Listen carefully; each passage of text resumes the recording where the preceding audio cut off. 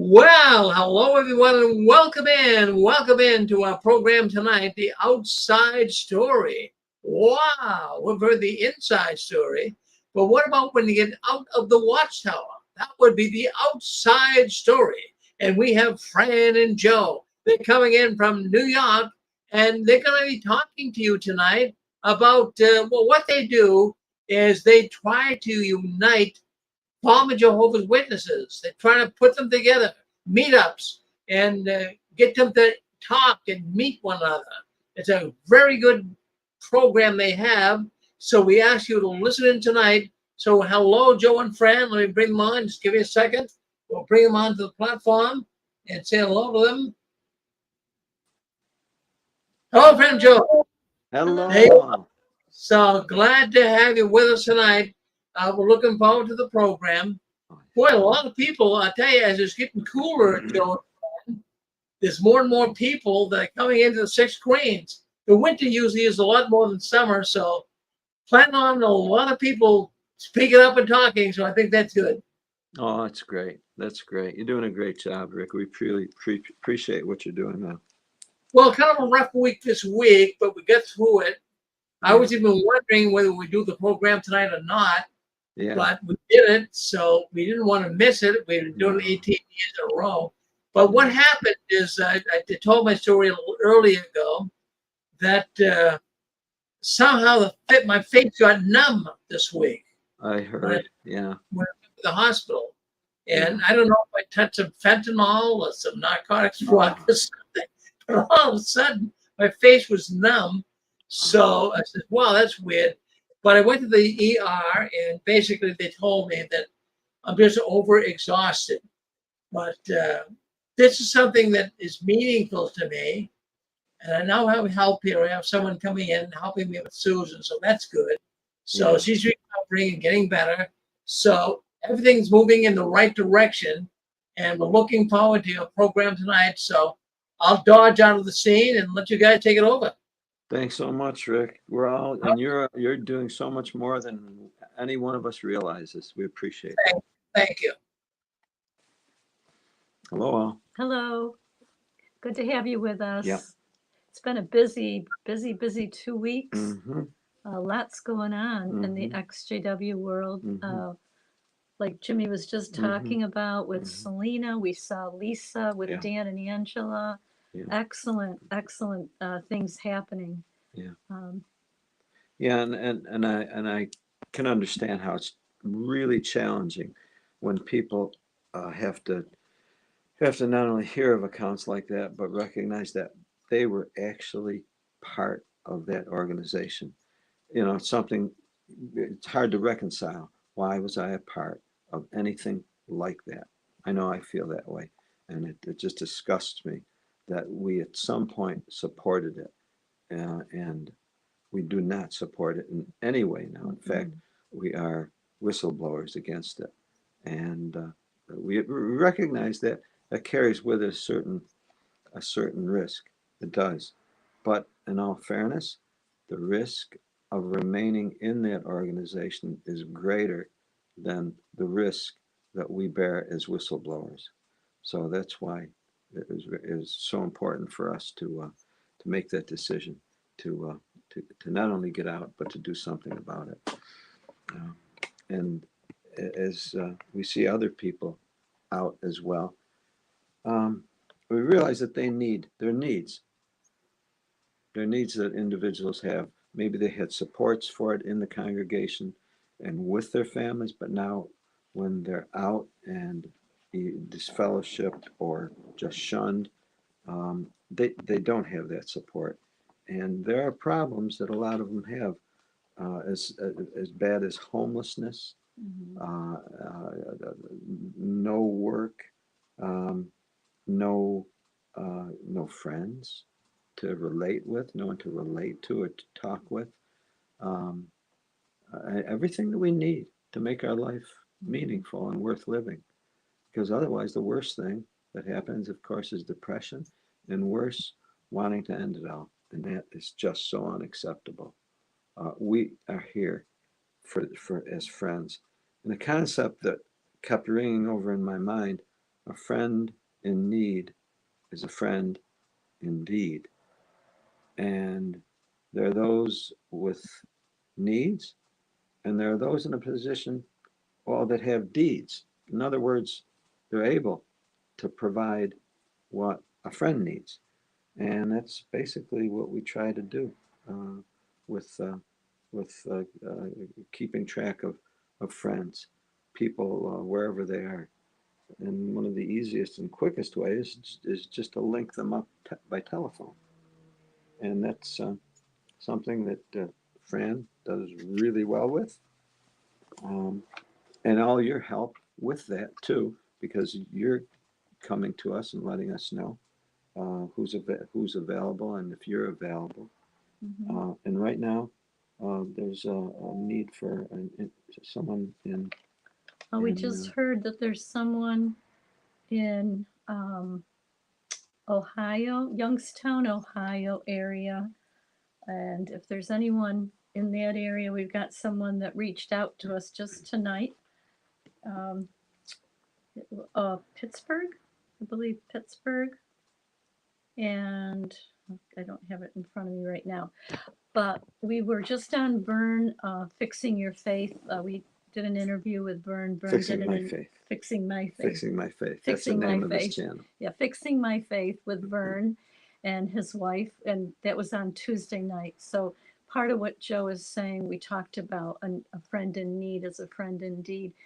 Right after that program, that next morning, we got 2 calls. Yep. One was from a very, very, very interesting person in Ohio, and he was raised an Amish. Then he left the Amish to become a JW.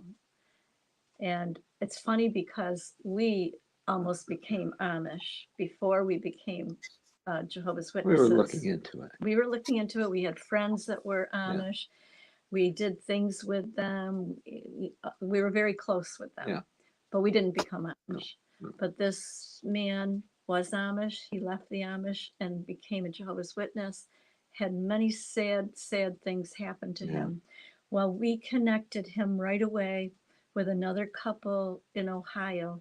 And that immediately they got on the phone with each other. They didn't even wait until work was finished. They got in touch with each other. So when we hear things like that, it really brings us joy. This really works. It really works when friends can connect like that. That's a very real support for each other. That's a friend in need and indeed. And as simple as that, just getting on the phone. And as far as the other things, the need for a place to stay, jobs, etc., that will work itself out. Mm-hmm. The biggest thing is connecting each other and reaching out to each other as friends, true friends, not associates, as it was in the organization. Yeah. Just this past week, what did we do? Well, other than being on Vern's program, Well, we had a visitor. Yeah, we had a Right, meetup. No names, but No, we had a meetup, and someone drove 3 hours on Thursday to come to our meetup, and it was very delightful. She spent 2 days, so we had some extra time with her and really enjoyed each other's company. She enjoyed the meetup. We had a wonderful meetup right here. People say, well, how do we get meetup started? Or I want to do a meetup. Well, you just find someone, and even if it's just for coffee, you don't have to have 5, 6, 15 people. You can just meet up for coffee. And people are doing that. Let's see, where else? We had someone come in the shop today. This was very interesting. Just as they were leaving, I mentioned, did I tell you that we were Jehovah's Witnesses? And they said no. So I told them our story. And it was a mother and a daughter. And the daughter said, she said, I went to school with a Jehovah's Witness. I felt so bad for her. She always had to leave when it was someone's party, birthday, whatever. And she said as she got older, she this girl, um, she skipped out, went to the prom. This Jehovah's Witness went to the prom without her parents knowing it. The girl in the shop said she was beautiful. She was just she just enjoyed herself. And her mother came to the school in her pajamas. Get a load of this. Her Jehovah's Witness mother, who we know, came to the school in her pajamas and in front of everybody told her that she had to leave. Well, rather than her walking out, the whole group, the whole prom, everybody that was there walked out with her and faced her mother. And she didn't even leave right away because she said they all hung around and they were, she, I'm sure she got in trouble afterwards. But anyway, we know the girl, we know the mother. I think the mother's still in, we're not sure, but the daughter's out. We're going to try to get in touch with her. So that's how things happen. It's like, I didn't know when I started talking to this mother and daughter that they were going to know someone that we knew, that we were personally close with. Mm-hmm. So that's how things happen. We just have to open our mouths. We have to say something. Yeah, in fact, we have an opener. We have a card that we want to give everybody, and on the top, we just changed the card. Yes. The one we had shown you previous weeks, we changed it ever so slightly, and the very top of it, in bold, Here it is. says, it gives. If they don't read the rest of the thing, the very top of it says, "Beware of Jehovah's Witnesses," and then it proceeds just very short statements. Why are massive numbers of Jehovah's Witnesses leaving the Watchtower? Child sexual abuse court cases, Jehovah's Witnesses sentenced, ongoing investigations and congregations subpoenaed, shunning practiced by members destroys families and individuals, high rates of depression and suicides among members and families. As ex-Jehovah's Witnesses, we offer information and needed support. We respect your privacy. Please contact us. And we give Joe and Fran Garino our name, and we give our email. We don't give our phone number here, but we don't hesitate to give them our phone number if we have a direct conversation with them. Or we won't hesitate to give our phone number now for anyone who wants it. So we will do that. So if you want our phone number, just say so. Or Did you mention how many of these we have No. made? Do you want to? go ahead. So we already went through 500 of these. So we just had 1,000 made up. We've got a really good printer. He's a really great guy. And so we said, well, we just want to make a change to it. He goes, sure. And we told him we wanted 1,000 this time. So we've got them. If anyone's interested, we can send them to you. And our name's on it. So, you don't have to worry about your name, but we'd love to send them to you. So if you want them, just contact us.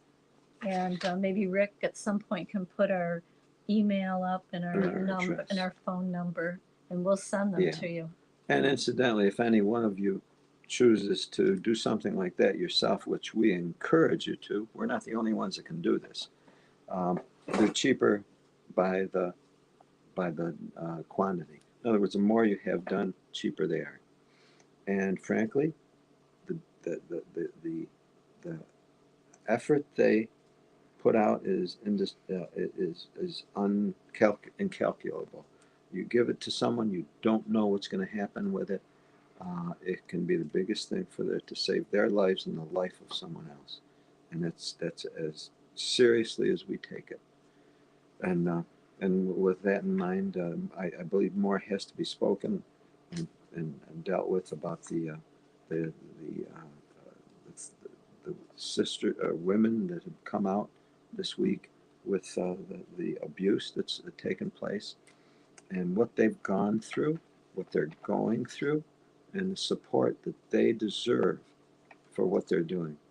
The boldness that they're exercising and the courage is the only way that any of these things is going to take place. Otherwise, the perpetrators and the Watchtower, which is a perpetrator as well, bank on the fact that their victims will be mute and they'll be quiet because they're afraid. Mhm. Uh, and it's so commendable for those that exercise the courage, come out, expose what's happened, because they know the ones that come out and bear it all know that they're protecting others who might be in the same situation. They understand that. Mhm. They understand the risk that they're taking, and they're thinking of someone other than themselves. We need to do that. We really do. Uh, we realize there's a saying that I heard this past week. It's like it's not what we did in our past that is important. It's what we do with our past that's important. And personally, I I don't want the 36 years of our lives that we wasted in that criminal organization to be our legacy. I don't. I want to know that we've done something to to rectify the problem that that, that we see happening, and this is everything that we're trying to do, and we encourage everyone, and we'll support everyone else that's doing it too. I can't help but read some of the comments. Some of you may not be able to see the comments, and I'm not going to say any names, but there seems to be, when there's the chat going on, when there's the live chat going on, it seems like sometimes there's friction and people are going back and forth with each other in the live chat, and they might be missing the whole, Yeah. I'm going to use the term big picture. Yeah. Because this isn't just about us. This isn't just about our little story. This isn't about, how we were hurt. This is a big problem, and it's worldwide. We need to do everything we need to do. Not that we all have to be unified and feel the same and believe the same, but at least No. bashing each other is not going to help in the XJW community, helping each other. There's going to be dissent within the ranks, and that could really do more damage than it is being helpful. So I just wanted to say that, um, it just bothers me.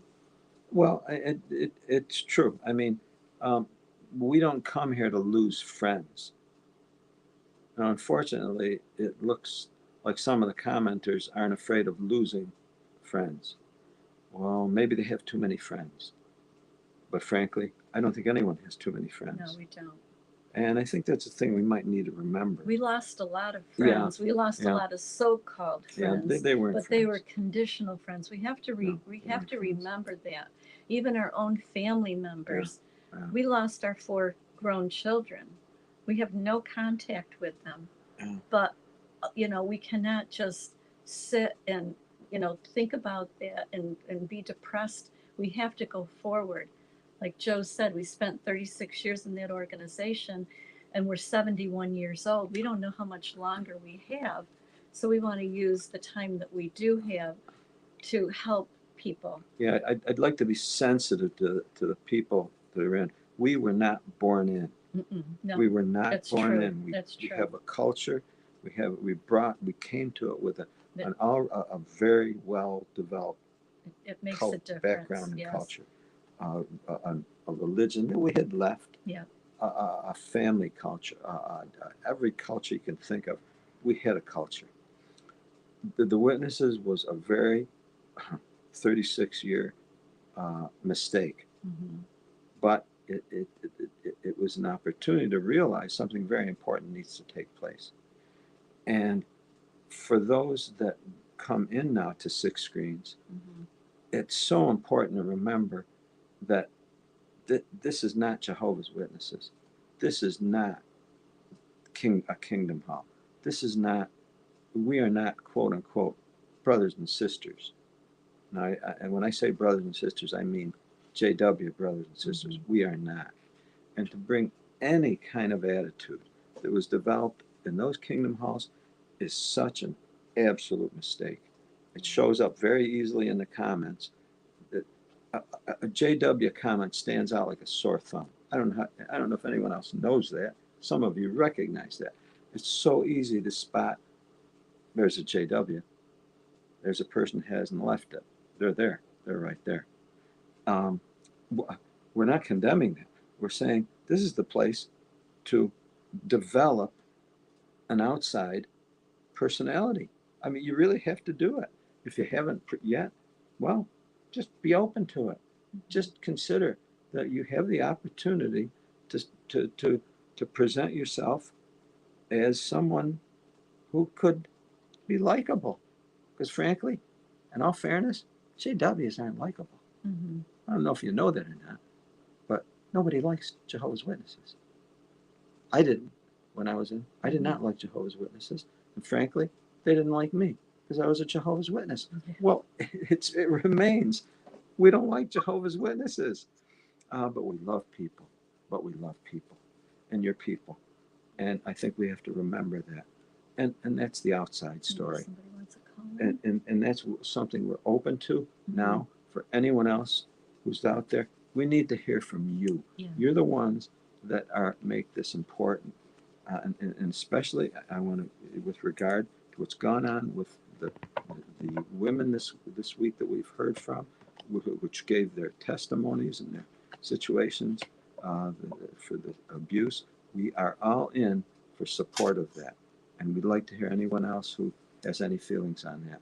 Please. Anyone want to call in? we'd We'd like love to hear to hear from you. from you. Anyone out there?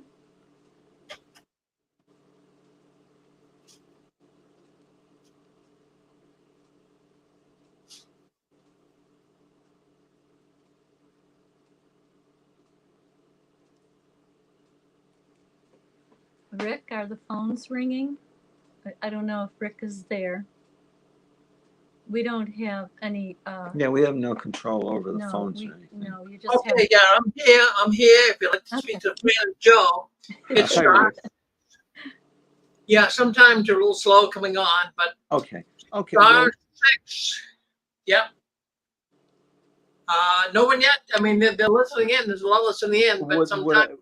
Another point Okay, that I'd like. Okay, we got 312. Go ahead, 312. You're on with us.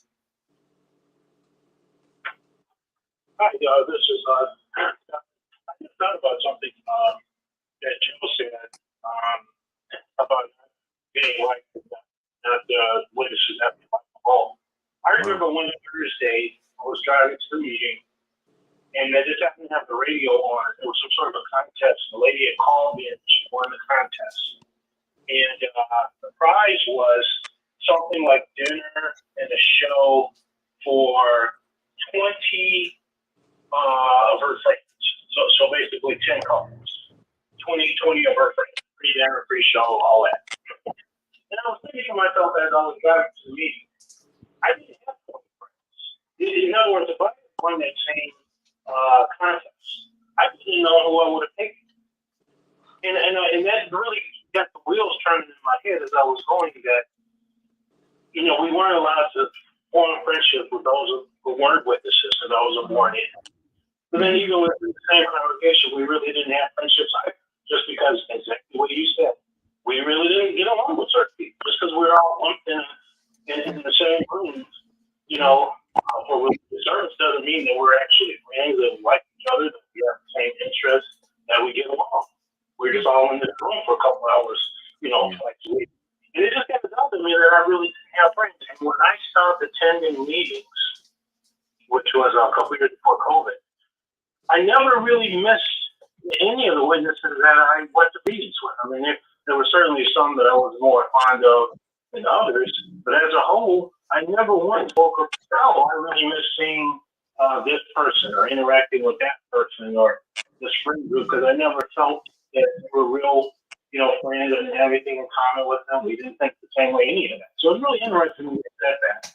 I just want to try on that, not being friendly and not having friends, and they're not liking us as well. I just want to comment. Yeah. No, thank you. No, I'm sure a lot of us felt the same way. See, generally people, when they're around each other, they want to be accepted. We want to be accepted. We're that way. Who wants to be around somewhere and everybody rejects you? Well, the society made sure that we did things that got rejected. They made sure, in fact, they made sure that we were proud of that. We have to be careful we don't still carry that same attitude of being proud that we could be unacceptable. I mean, none of us has too many friends that we need to lose them or not make anymore. We just, we have to think with a new mind, an outside mind, because the people that we're around, I don't care who it is, the people that are around are nice people. Now, maybe you say, well, I don't like the way they're behaving. Well, maybe that's a problem, but they're still maybe nice people. Sometimes it's just has to do with the change of a simple behavior. And oh, boy, that's different, better relationship. We're doing everything for that. And I know the ones we're interviewing, ones like Selena and Lisa and whoever, are just helping people establish a relationship with each other and within their community where they can feel healthy and whole and healed.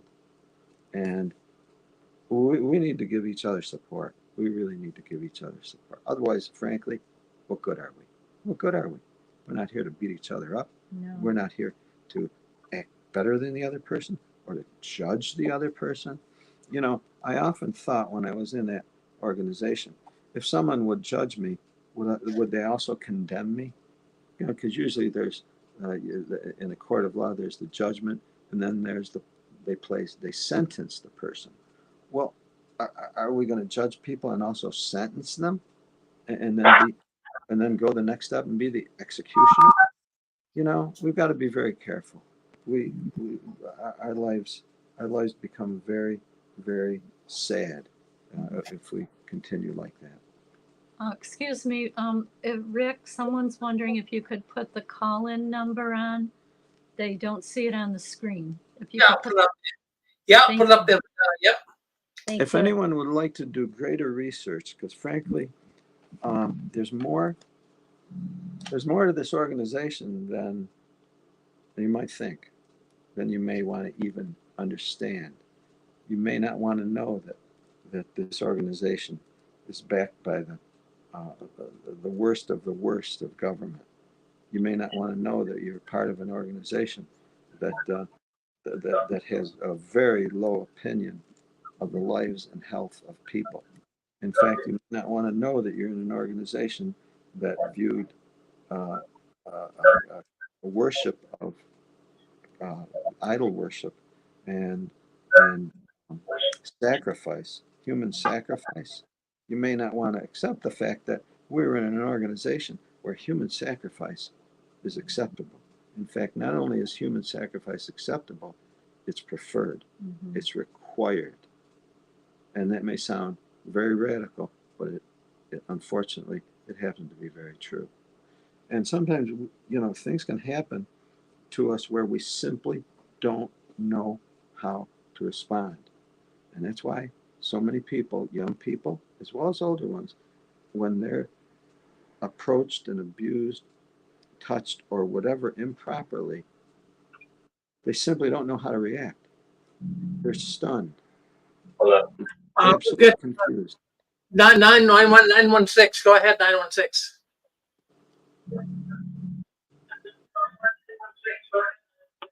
Hello. So, guys, my name's John. Actually, I didn't grow up in the Jehovah's Witnesses at all. I'm just like a little curious on what I'm hearing. Sometimes it seems like the child sex abuse stuff gets breezed over, but I was just curious if there's an actual number of cases that are active right now or active members, a number of them that are involved in this as far as the actual act of child sex abuse. Was that a question, John? I don't quite understand what you said. Were you wondering how many actual cases there are right now? Well, either how many cases are being currently prosecuted, or how many active. I wish there's no way I could give you that number. Absolutely no way. If someone can, please help him. But I mean, how would I? We have no idea. All we know is we've had so. It sounds like it's overwhelming. It is. Well, it is. It is. It's so overwhelming that it shuts people down because they feel helpless in being able to do anything about it. And frankly, that's what I think we're experiencing within our group, Mhm. is that people feel helpless in being able to do anything about it that's Mhm. effective. John, we can say presently right now in Pennsylvania, they've had 13 different cases come up that are in the court. If you go on the Pennsylvania, Jehovah's Witness,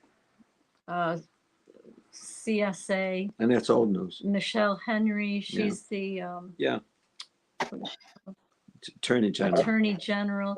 That's just in Pennsylvania. Yeah, they've But- subpoenaed all the they've subpoenaed the congregations in that area because they know there's so much there.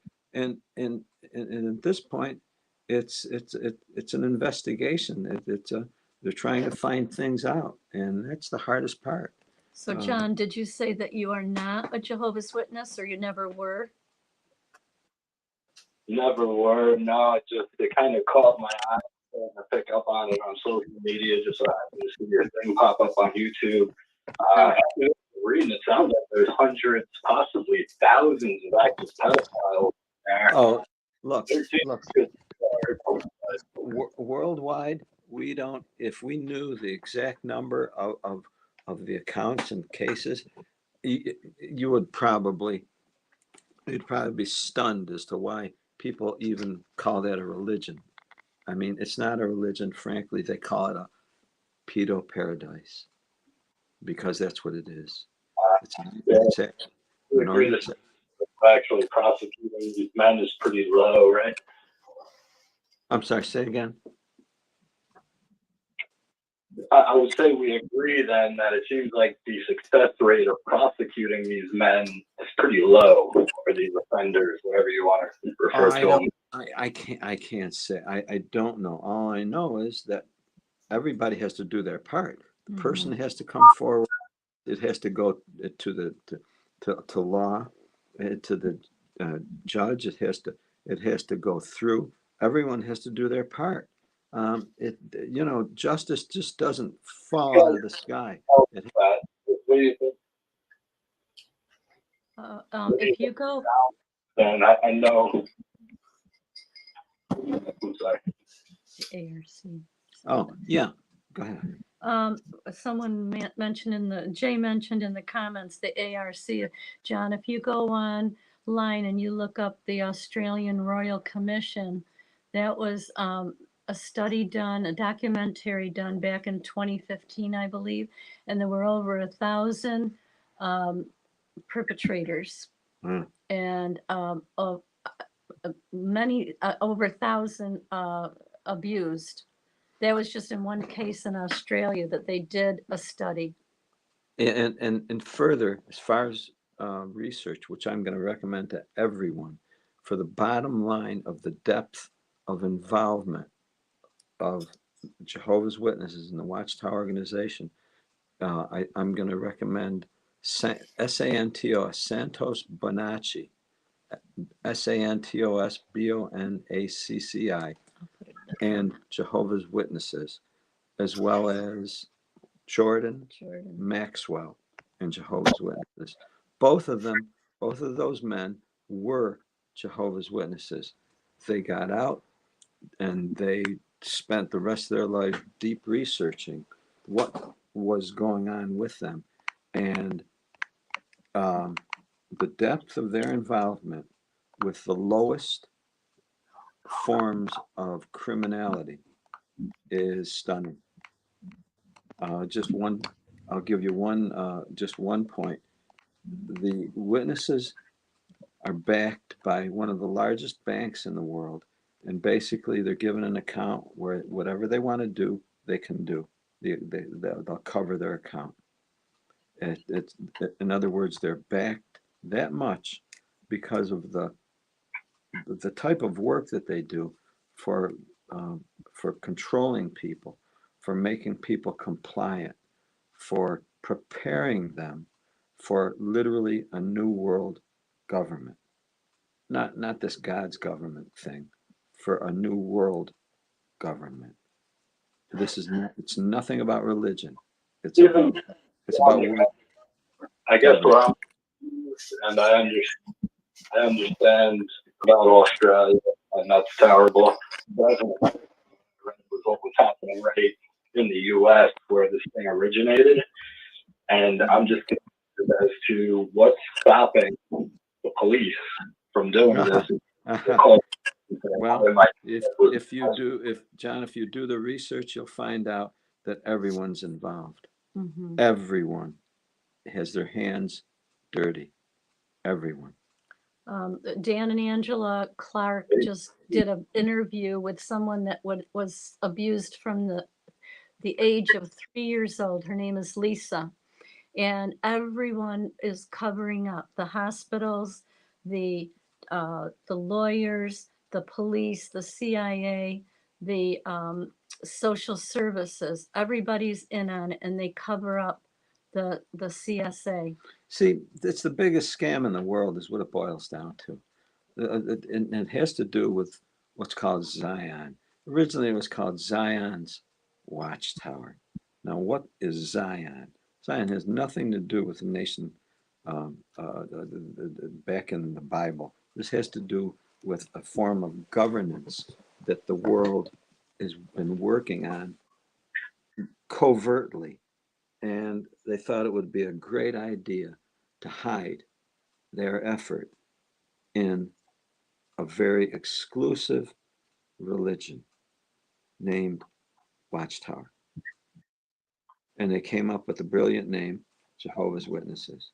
It's people, evil marketers that are working on basically world dominance through a new world government. And we were the ones experimented on to be prepared to be subjects for that new world government. And unfortunately, they don't like people. They don't love people. And unfortunately, also, they take a very, very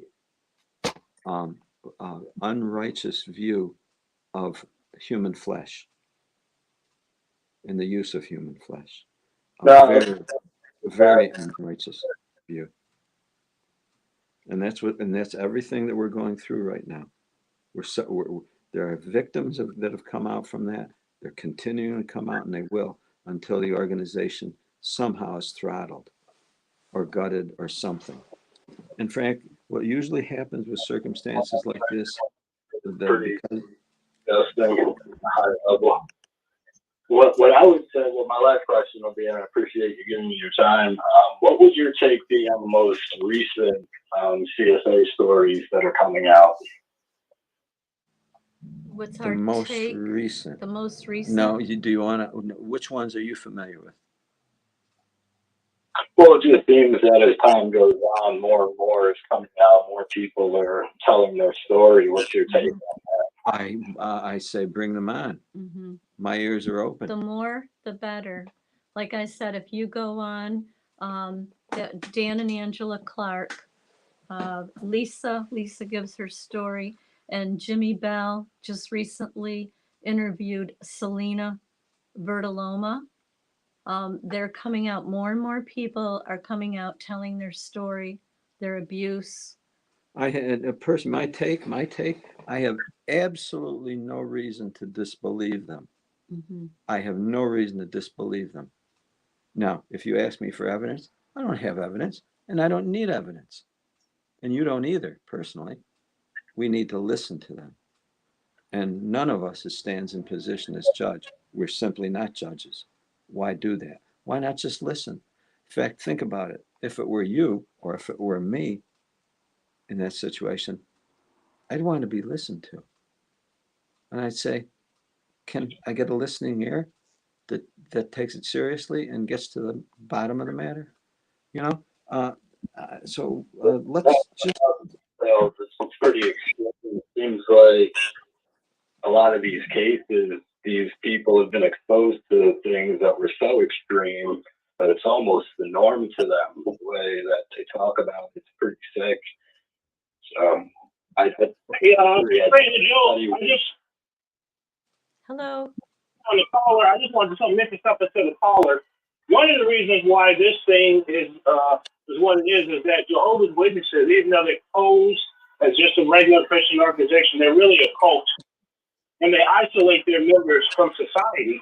And you said the magic word just a couple minutes ago when you said calling the police. It is their policy not to call the police on all kinds of things, just like Scientology and many of the other cults. And this is the reason why this has gotten to be epidemic, because nobody would call the police. They would just brush it under the rug, so to speak. And now that it's coming out, it's really another reason why it's really hard to tell the number of cases is that if they go to the court system, and of course that's different for every country, but if Watchtower feels like they're going to lose a lawsuit, they will then go and basically make a deal and then have that person sign a non-disclosure agreement. So we don't hear them. So it's really difficult for us to tell you how many cases, but there have been. Yeah, it's ridiculous. There's no way. Lawsuit. Yeah. Yeah. I mean, and what's the difference? If there was just one case directing these people towards the police is just why I called in. Nobody really Right. figured it out. This has been going on. This child molestation and sweeping it under the rug by not calling the police, this has been going on at least since the 50s. And this is all over the world. Here's the deeper problem. Let's say to every one of those went to the police. Let's say they went to the police. Well, how do you know the police aren't involved? How do you know that the police don't have orders from above them as to how to handle these cases and to brush them or push them aside? We don't know that. In fact, we're hearing over and over that they're all tied in together as if it's one big club, and it's all protect. I don't know. That sounds like, I'm sorry, sir, that sounds like cult talk. I think that's why they shuffle these men around in such a hurry and get them out. Well, that's true. That's part of what they do. They absolutely do that. Yeah, but then you call the jurisdiction of where that man landed. That would be the trick. I don't think that the Jehovah's Witnesses understand jurisdiction, but the men covering this up do. I would tell people, go to the police, and wherever that man ends up, or whoever, if it's a woman by any chance, find the jurisdiction they landed in, make the report there. I would absolutely look. The criminal is never going to force you to work at getting justice. They're never going to. It's the victim is always under the biggest burden to have to do everything to get justice, and sometimes they simply don't know how, and maybe they're not even helped, and that's one of the problems. So the more we can get public awareness in their favor, the more and sooner they're going to be able to achieve some help for them from what's happened to them.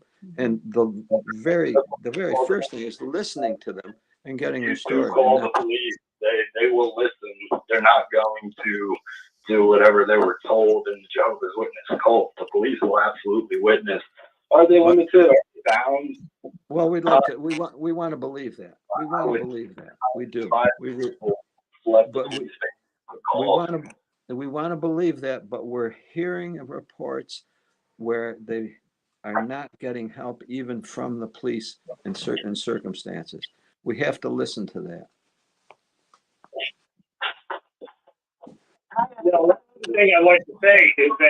One other thing I'd like to say is that in the old days, like I'm talking about in the 50s, even if there was a case or multiple cases of pedophilia, people would think that those were just local to that specific area, because there was no way to know what was going on all over the country and more so all over the world.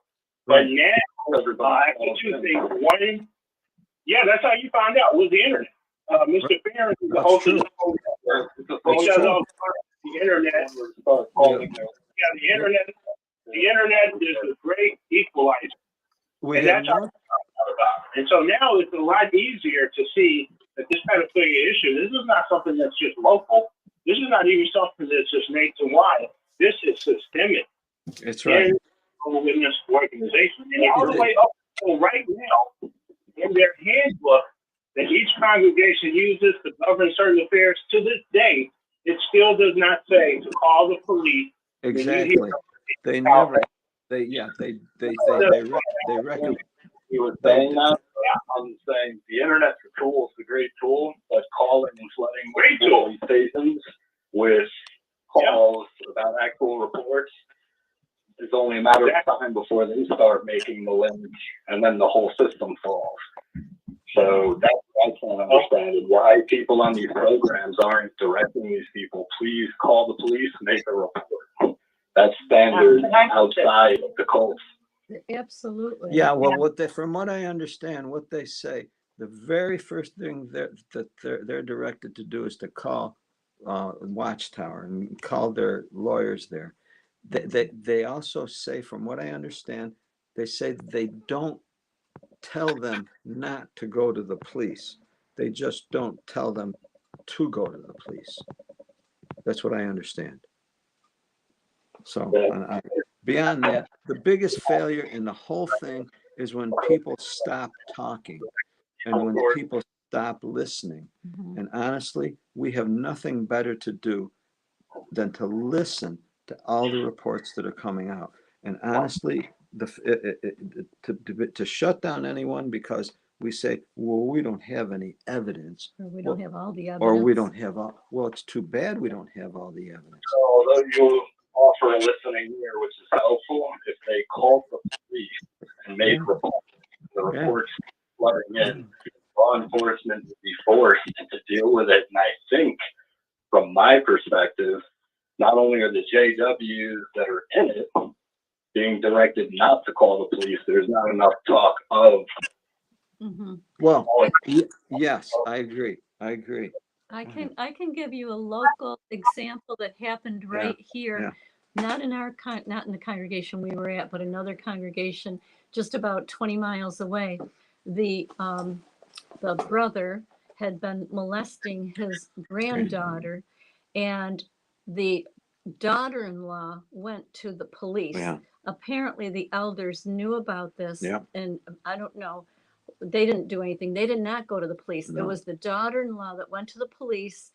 He ended up in prison for 2 years. He got 2 years, and then he got released, went back to the Kingdom Hall. He had been disfellowshipped, and then he was reinstated. We call something reinstated is when a person gets to go back and be like they were normal after a year.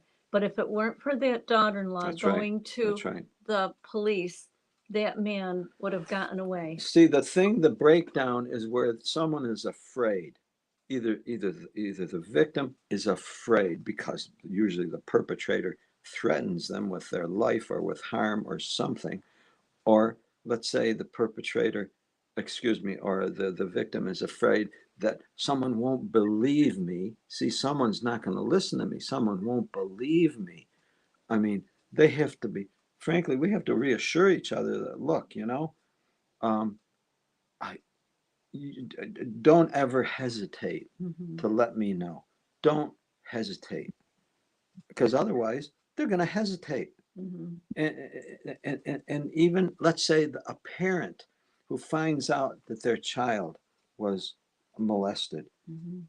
Now they're going to be afraid to go to an elder. They're going to be afraid for what it sounds like, for the way it's going to for the way it's going to blow the whistle on some. For the fear is the biggest thing. I truly feel, from an outside perspective, it's important to let these people know not to do that with what you guys are doing and go directly to the police. And the more people that you betcha before the police get onto what's going on, and can no longer that squeaky wheel principle. Absolutely. That's right. Absolutely. Okay. Look, even, go Can I ahead. say, Go ahead. this is Angela, and listen, we've had people, several different people that we have interviewed and put on our panel with stories that say that the police are involved with the governing body, Yeah. and not just that, but hospitals, government officials, congressmen, No, the no. FBI, CIA, all working together as a team.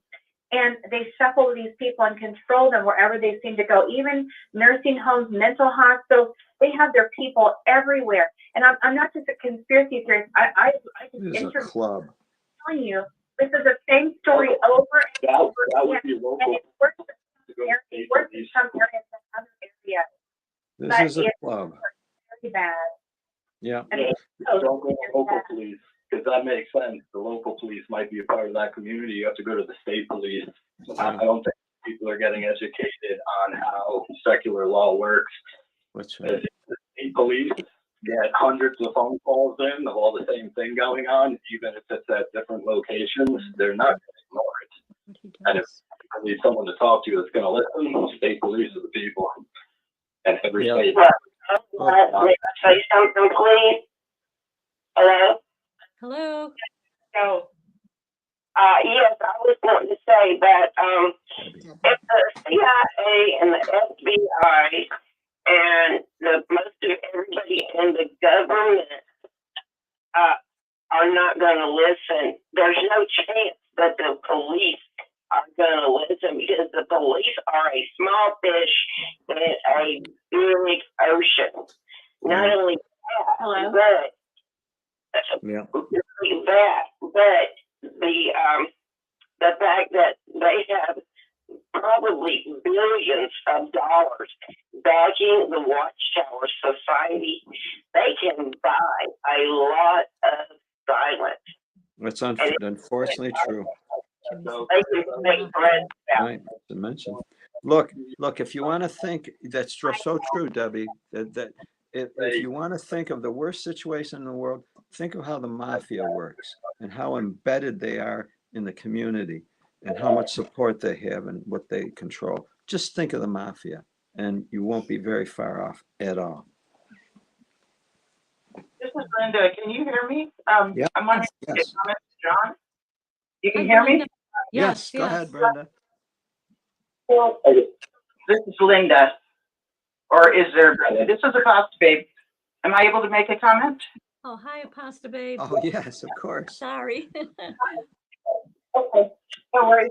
John, I wanted to let you know that within the culture of Jehovah's Witnesses, we were taught that everybody outside of the organization is under the influence of the devil. So we That's were not true, though. That's why it's considered a cult. People Yeah. from Yeah. That's right. You bet. You're right, John. don't speak, but I want you to understand the mindset of what holds Jehovah's Witnesses back from going directly to the police. And so they go directly to the elders because the elders, of course, are under the direction of Jehovah. This is Jehovah's Witness mindset. So I understand that completely, man. That's why I called in, because I was my whole point being programs like this one should be the ones to say, hey, now that you're trying to get out or you're out or you feel stuck, call the police, and you're best off calling state police. Because if it's true about local police, I would find it hard to believe that at a state level, in every state they're involved. I would really find that hard to believe. Yeah. No. now, see, I've never heard about the state police scared is, that's new news to me, and thank you for that. But okay, it's so just another avenue. The police will at very least listen. yeah, when the elders find out, sometimes they want people to drop their, actually that doesn't happen with CSA, it happens with spousal abuse. They'll have them drop the cases with spousal abuse usually. But anyways, there's some things that they can get the members to drop the case, or if they're thinking about going to the police, they're threatened with being disfellowshipped. So it's not like you get kicked out of a church, you can just go to the next one and block the two away. That's not the mindset of Jehovah's Witnesses. Once we're disfellowshipped, we're literally doomed to not make it through Armageddon. This is a doomsday. Well, Yes, it is. And you know what? That's a good point. And from the outside, I'm just here to tell you, everything's going to be fine. Multiple religions have made that claim and failed. We're all still here. Everything's okay. Absolutely, John. Hey, John, Effort is I've got, finding the state police, getting involved with them. And one thing I can say is there's tons of programs you can get into, or even just spend some time by yourself. This fellowship is not the end of the world. It's actually what seems like the It beginning. is our end of the world. You're right. No, If once you're out of there, I promise you life is beautiful on the other side. I've never had religion in my life. And hearing about this stuff, it seems so crazy. But I was like, crazy. John, thank you. John, thank you so much for your perspective. It's true. Thank you for calling in, John. Yes. We really appreciate it. Keep listening. Keep sharing. getting rid of people. Okay, I guess I'm done. Okay, bye, guys. Thank you. Thank Pastor you, Babe. Pastor I'm Babe. gonna give a positive story about the state police that we've had. Our family was shunning us, still is shunning us. I was concerned after there was that shooting in suicide, murder, whatever it was In in Colorado. Colorado. Christmas Day. Christmas Day. I was very concerned and worried about the fate and the health of my daughter. At that point, I was just concerned because we hadn't heard from her, and I was frankly desperate to hear from her. She wouldn't answer our phone calls, and at that point, I thought, you know what? I'm gonna call the troopers. We called the state police. I informed them of what was going on, the nature of disfellowshipping, the nature of shunning, and the problems that they were having in Colorado, and how it leads to reprisals like murder, suicide, etc., and warned them of that potential in this area. And then I told them I'm trying to get in touch with my daughter, who I'm concerned about, and they told me that I could call by blocking our number. They told us how to do that, but I told them, well, okay, fine. But then she asked me, it was a woman state trooper. She asked me, would you like me to call her? And I said, yes, thank you. So she did. We waited on the line, and she called. She called. Now my daughter wouldn't come on with us, but she talked with the trooper, and then the trooper came back on and informed us of her situation. She said that she was fine and that there were family differences. That's the words that she used. So don't hesitate to seek help from the troopers, state police. They will help you. Hello? Hello. Can you hear me? Yes. Hi, this is Selena Bertolomo. Hello, Hi, Selena. Thank you for coming on. Thank you for asking me. Oh, yes. We're all ears. I wanted to come on and talk about the law enforcement aspect of this, and to tell everyone who is looking to work with non-corrupt police that there are many law enforcement agents that are working on this. A large team of them at the Pennsylvania Attorney General's office. They are aware of the corruption up to the highest ranks. They're aware that they're dirty and in bed with the watchtower. Mm-hmm. And that also includes the Sacramento FBI Major Crimes Against Children Division. I have personally seen them. I personally worked with them. They are not dirty the way that New York is dirty. And I do think that caller was trying, from an outside perspective, that caller is trying to make sure that victims aren't being funneled further into avenues that, aren't the police, aren't law enforcement. I understand. And because Jehovah's Witnesses are so vulnerable when they leave, like you were talking about, they're so vulnerable to not having family and friends anymore. A lot of times it's a lot easier for them to come to you or to come to, the EX-JW community. But I have taken a large part of my own journey through this to personally vet out the disgusting corruption that has occurred, because I realized that there has been a high level of corruption that has kept the police forces and has kept a lot of the local precincts from doing their jobs. And if they're doing that out of fear or retaliation or whatever it is, I'm personally really sick of it. So I want, people, victims of CSA, and I want victims of the Watchtower to understand that they are safe, that there is no mafia that's coming after them. It is simply a bunch of old fucks in a watchtower in New York. They're a small group of men. I do not care about the Zionists. I do not care what they call themselves.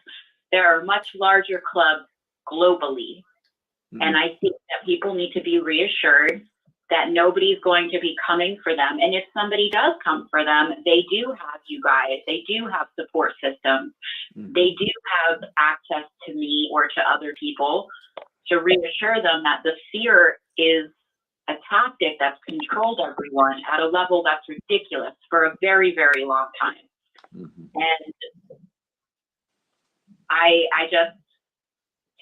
feel on both sides all the time because I'm personally very invested in making sure that Jehovah's Witnesses and ex-Jehovah's Witnesses do feel safe and do feel that they can come forward. And I have went to great personal lengths to ensure that there are safe landing places that are not ex-JW, because for them to come out of a cult with crimes committed against them, everyone who was in that cult tends to, and not on purpose, but because we were all trained to, minimize the crimes. We are not trained to handle the crime. We're really trained to handle sins, right? We're trained to forgive and to ask God to handle it. But there comes a point, and this is that point, where it's no longer going to be scare tactics out of the police. It's not going to be, there is not a mafia that is coming after anybody who's going forward with this. And there may be a lot of corrupt individual men. Lisa's one of them who came forward about that. I personally am aware of a lot of corrupt individual men, but I'm also very aware of the people who have been working with me since 2021 on a lot of this, so much of it, and working very hard behind the scenes. And the only thing that will really help them to fly is all the victims, all the Jehovah's Witnesses that have witnessed crimes inside of this club, calling them up and simply saying, this is what I went through, this is what I saw. I feel a lot of the time that the ex-JW community instills a lot more fear in different ways than they do dissolve the fear. And so that's why I wanted to call in, to just tell everyone that, it is really scary when you leave. It's your whole reality shattering, and it's your faith that people feel that they're losing. But hopefully your faith is intrinsic to yourself. Your faith is intrinsic to God. It is not tied to corrupt men, to churches, to a building, or to an organization, because I do feel very strongly about not breaking people's faith. That's why I've been, I've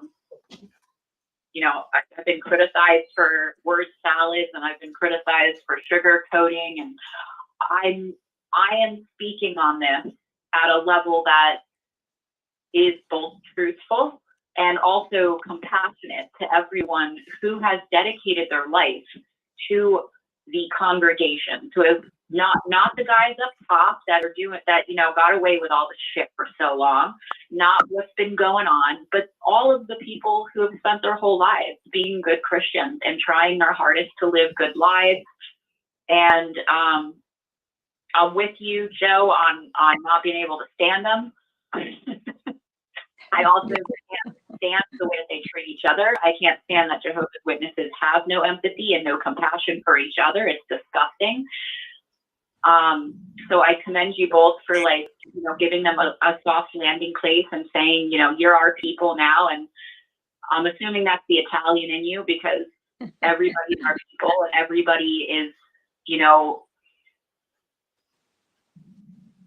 You got to feed everybody, you know. You want to take care of Everybody eats. Selena, can I ask you a question? I don't know if you heard the previous caller. He was not a Jehovah's Right. Witness, and he was curious how many sexual abuse cases are out there. We have no idea. Right, right. I mean, are there thousands, 10,000s, Uh, 100? so at this point, I would, based on, it is really hard to say, but based on the fact that this grew to the size that it did, a lot of factors went into everything that has been going on for the last 2.5 years, and that was examining how many congregations are dirty. You know, just to cut the shit. How many congregations are dirty? Is this what they claim it is, which is like a one-off or one bad apple in the bunch once in a while? It is not. The governing body is running a child sex trafficking ring as defined by the legal system. Yeah. Money laundering. Mm-hmm. Okay.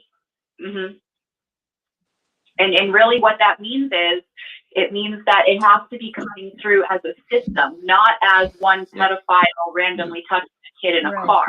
No, they are locating predators. You know, they're not only relocating them, but they're sending letters that recommend that they be put with children. That is intentional. It is malicious. It is systematic. And that's something that law enforcement is already aware of. So the more people that are kind of take a deep breath and realize they're no longer in this cult, they can speak freely. They can call and give their story to law enforcement. It will be taken seriously, and I would like to see that happen. I did speak recently with the Attorney General's office this week. They told me that calls have been flooding in from all over the country. Good. And that's state Pennsylvania opened up the phone lines to all states. So anybody that has experienced child sexual abuse or sexual assault or anything else disgusting that they've been doing, Attorney General Michelle Henry's office is offering to take those calls and then deal with it from a state level. So, well, Selena, I have to say, you know, you're a tremendous voice for this, but in all fairness, how can that voice be magnified? What kind of media attention can go the next step to magnify what you're doing? well, when I am able to, I will speak on this on a more mainstream and more public forum. Right now, my concern, and in the past month, my concern has been protecting all of the outside children, because again, the Jehovah's Witnesses are only 0.8% of the American population. 99% of people's children are in danger because of this, and it's done insidiously. That it will become an issue. It's going to become an issue, because if all of this is known within the EX-JW community and Jehovah's Witnesses, there's going to come a point in time where 99% of people in America understand that all these people knew and nothing was done. No policies were changed. Watchtower didn't immediately, as most corporations do, issue an apology statement, acknowledge the crime, and put policy into place that would protect future children. They have done none of this, and the governing body as well. They are all guilty. They are all privy to the abuse that's occurred. They all know what's going on. They're aware it's systematic. And the fact that they have been elevated to a godlike status in fucking Brooklyn as these guys has really given me a headache. Oh, yeah. Yeah. See, our goal, at least in our local area, is to inform the public as to what the witnesses are all about, and then for the public to bring that attention to the witnesses. because otherwise the witnesses aren't on these programs. The witnesses aren't listening to me or you, but they will. But they're going to have to listen to the public who they interface with. Our goal is to inform the public, and that's what we're doing. Every week I talk with a lot of Jehovah's Witnesses that are still there. I've had a lot of women reach out to me who are still Jehovah's Witnesses. I've had a lot reach out that are ex-Jehovah's Witnesses. But to do that, there needed to be a clean, safe space where they were not afraid to call it. They weren't afraid to say the worst details. Oh. And I think, it's going, it's happening. But the more people that step outside that mindset, they view it from the idea that in the near future, everyone who knows this is going on and doesn't take action to protect children against it is going to be viewed by the majority of Americans as supporting pedophiles and supporting a exactly. And exactly. It is as brutal and harsh as it sounds, but it is the truth. It is how it's going to be going. So in order to get ahead of that, the JW community, EX-JW community are given, everyone who follows me and everyone who listens to what I'm saying is now aware that it isn't simply a pedophile here or there, that letters are being written out from the governor's office and they are being sent to congregations to shuffle around. It's a ring, a pedophile ring. Mm-hmm. Yeah, absolutely. Well, when you say it's a pedo paradise, I academically and in a scholarly way, I've studied a lot of different churches throughout the Indigo Project because I wanted to know what the hell is going on inside of Jehovah's Witnesses that this is so prevalent. And what it turns out to be is, in addition to there being elders who are also working with elder pedophiles that are working with FBI pedophiles and elder pedophiles that are covering with police pedophiles, it doesn't matter what your title is at this point. They're all going to bucket. They're all going. So, Selena, what worries me is what we see happening, for example, in California, where they're actually working at taking control away from parents for their children. In other words, to the extent where the government owns the child and they will do with it whatever they want. And I can't help but feel that filters down into the rest of every institution. That's just kind of worrisome. So are you trying to say you're worried that if people report their children will be taken away? Not so much that. It's just the fact that the idea that the child is not its own individual. The child belongs to the state. It's owned by the state. Yeah. It's owned by the father to do whatever it will. And it just seems like that's coming down from the top. Because if the government's will is to do anything it wants to the child. I'm sorry, go ahead. That's nothing new. That's nothing new, though. That's nothing for people. That's nothing to deter people. That's nothing new. They've been doing that to indigenous people for as long as we've been there. They've been making sure that. Right. Well, they're doing it. They're trying to do it now with people, regular people. I have a question. Yeah. Yes. Yes. Go ahead, Mia. Go on with us. Mia, go ahead. Oh, thanks. My family has been torn apart over the last 2 years over the children being taught in school that they can determine their own gender, and they're only teenagers. This is what I believe is being addressed here at this time. And what they're doing in California is to try and determine parental, whoever gets the kids is whoever's going to be most forgiving or giving in to the child's decision on whether they want to be a boy or a girl and have mutilation done to their bodies. So we've gone a little bit past pedophilia and sex abuse into something very deep and dark, which I appreciate what Selena has brought up because I hadn't heard her discuss it in this depth before. It's really enlightening to me, and I just love it, girl, that you are addressing it to this extent to say, no, it's not just Jehovah's Witness. This is a big role, and it goes Very big. outside of it. And I want it to be clear that in all of my studies, in all of my in-depth visits and my looks at different churches, at their protocol, at their policy, at the way that they protect children or they don't, what is going on inside of the Jehovah's Witnesses at the scope that it is not going on inside of the Baptists, the Pentecostals, the Episcopalians, the Catholics. Okay, that's good. Not going on inside of all. It's not at the same length, and the reason is that if in other religions, if you do not want your child to be at risk of getting sexually assaulted, you don't take them into that church. Jehovah's Witnesses are not coming. You know, Right. They keep it private, which is what Jehovah's Witnesses used to do. So, but now Jehovah's Witnesses have been infiltrated by these bigger groups.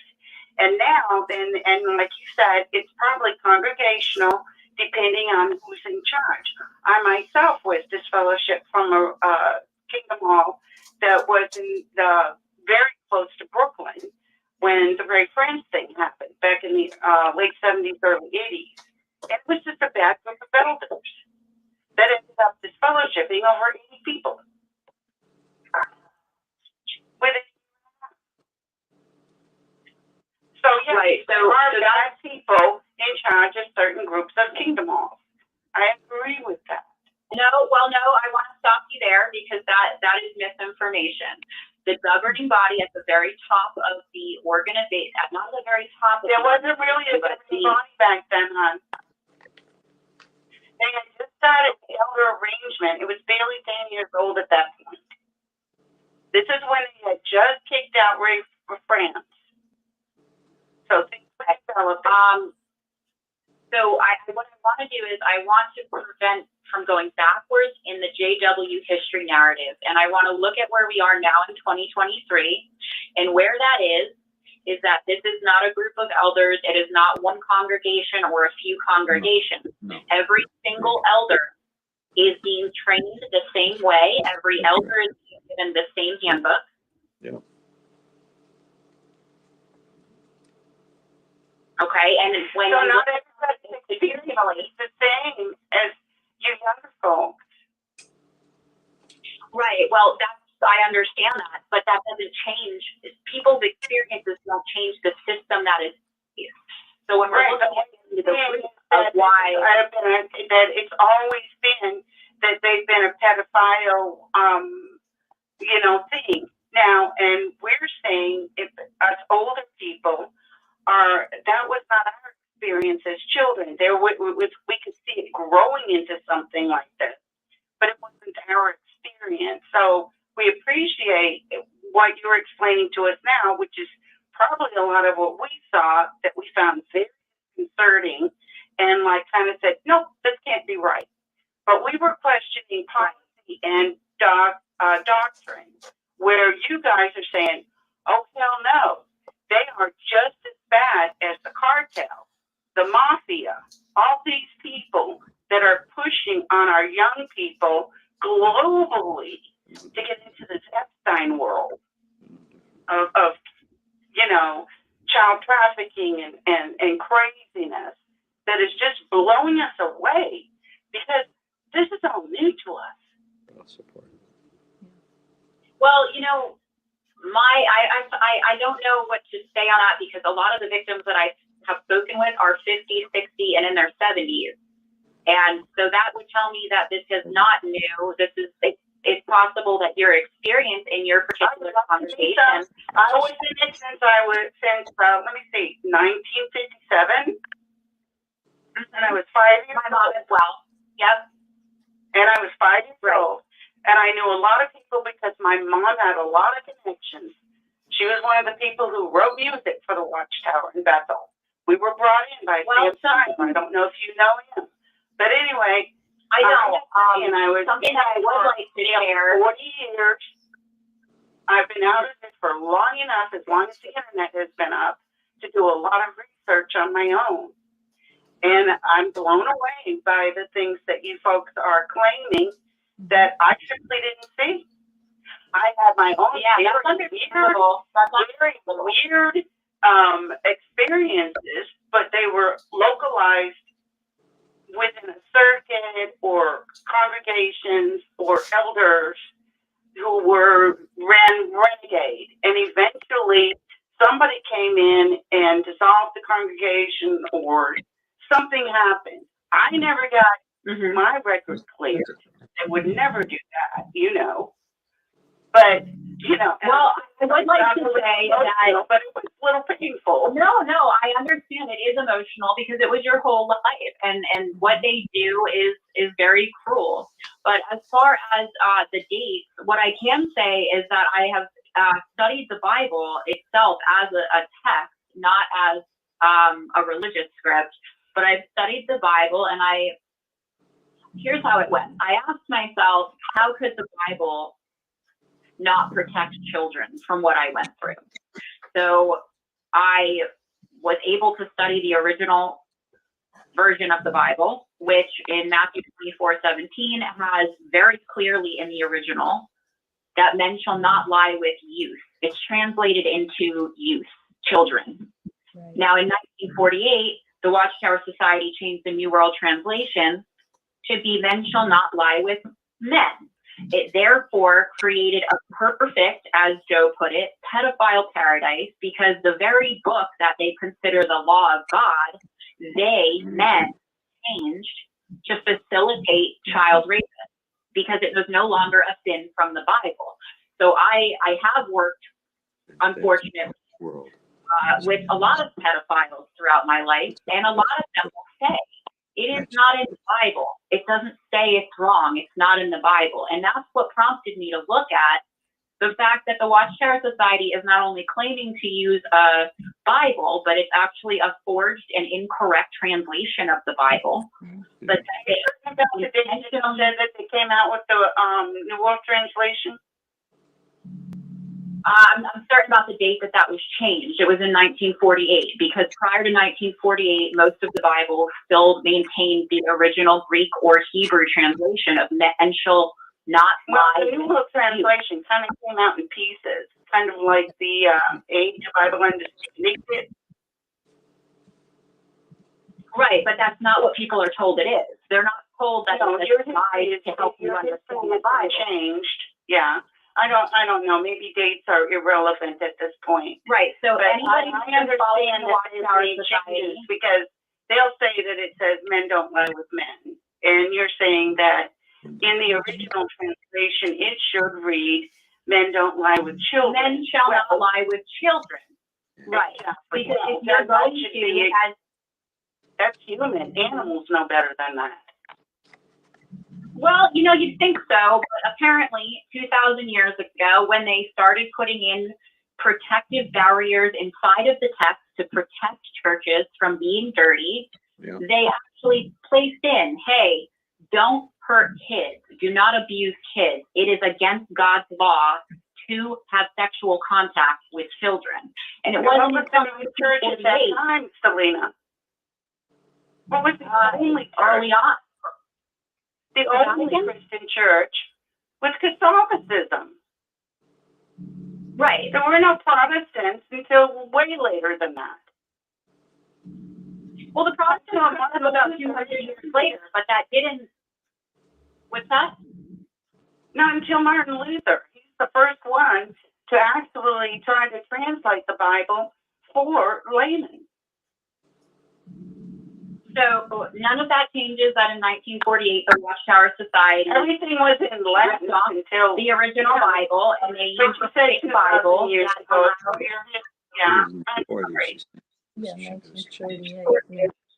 Standard version of the Bible. There was a committee, and that's what happened. They changed it to homosexual. And that since then, before then, homosexual was not in the Bible as we know it today. There's even a movie called 1948. that describes this whole thing. Yeah, sorry, I just had to. No, I didn't know that. I appreciate that. No, when you're looking at something systematic, you have to look at the fact that they intentionally changed the Bible law not to have sex with children to allow for that. The only one that did it. The standard Bible was being used by a lot of religions. Right, but if God's one true religion inside the truth, the Watchtower Society has an obligation. If they're telling everyone it is God's word, they had an obligation to use a true translation. Instead, they used a fake translation that fit their agenda to allow pedophiles in, and it has continued since 1940. What's that? They're fallible. What is that? Wicked. They say we are not infallible, that we can make humongous mistakes and take stuff that may not this wasn't a mistake from a human standpoint, but you are to They obey. didn't change the Bible by accident. They didn't change the Bible by accident, and they didn't change scriptures that didn't benefit them. What they did were stupid things. We don't own the world. This isn't a stupid thing. This is life-ruining for people. 10% of what's here in the United States, there's even less of that globally. Old Bible. I was studying on this about 5 years ago, and they don't even en masse the city of London globally. Right. There are people speaking on it. Not really. They think they're a lot bigger than they are. In reality, which is okay, and that's something else that nobody's acknowledging or talking about. The place that they came from is much larger and much more powerful than this very small group. So when we're talking about, being a conservator or being a shepherd to a flock, they are responsible for shepherding their flock. And rather than being shepherds, they've all turned into filthy ass sheepdogs that are hurting their own flock. Whoa, and that's what I'm looking at. That's what we're talking about now. Could I share a point? This is Dan. I just wanted to share. Yeah, I just wanted to share a point along with what Bertolome is saying. Witnesses have not and will not put a policy in place to protect children. And, me and Angela left the witnesses. We went into an Episcopalian church, and we were going to do some work with the children. Guess what they did? They put our asses through background checks, looked us up and down, filled out paperwork, educated our asses, said you cannot go into a bathroom with a kid alone without, they really educated. How come Watchtower will not change? They will not stop. They will not put this in place. I know they think they're God, but here they are on the rug, on the carpet, being called out.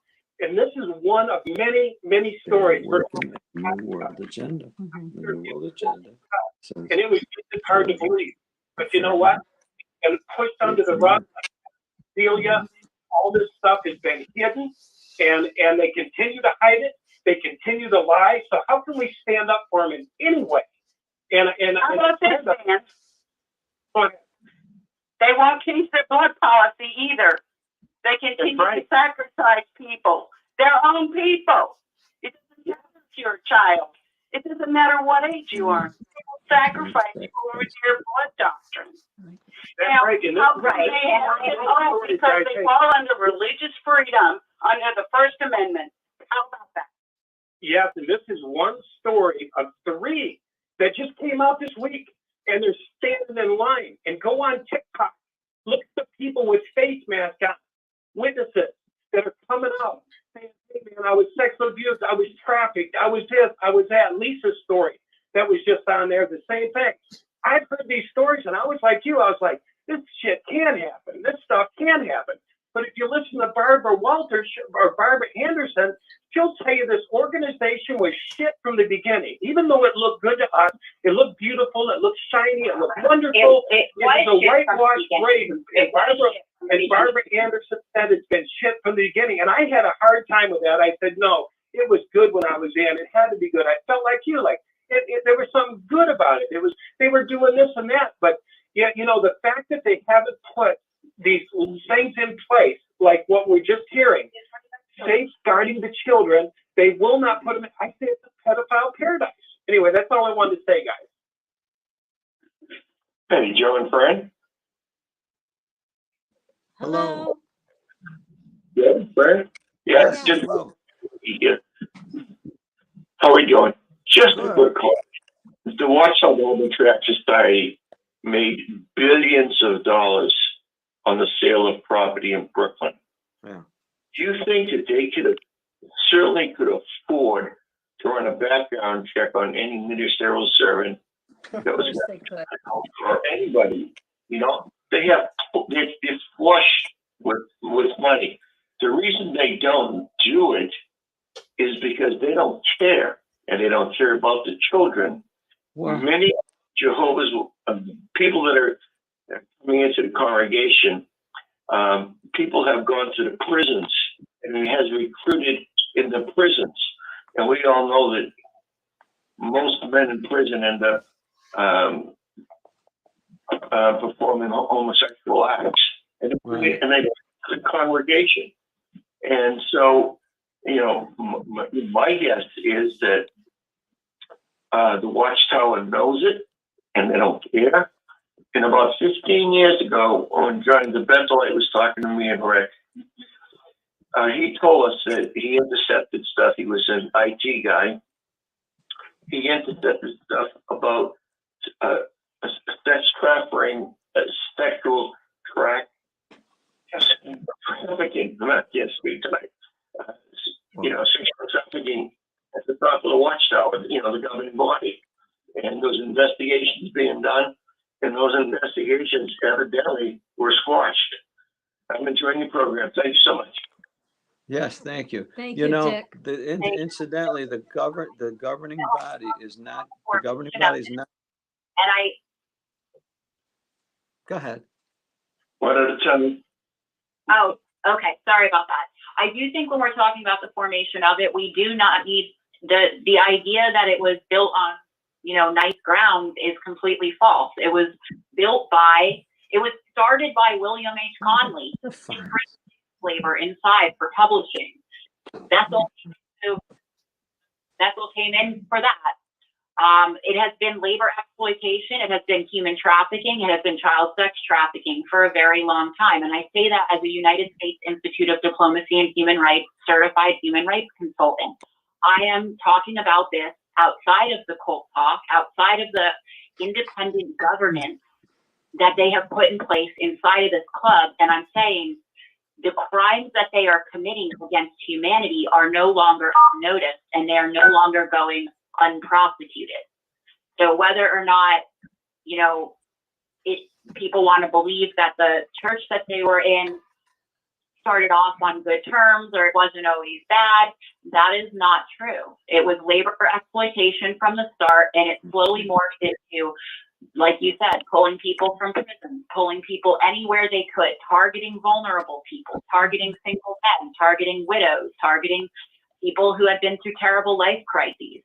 If you have a predatory organization that has that much money and they are intentionally not changing their policy and they are intentionally sending out letters recommending child rapists to be put with children, then you have crossed the line from it being, well, maybe some congregations don't and some congregations do.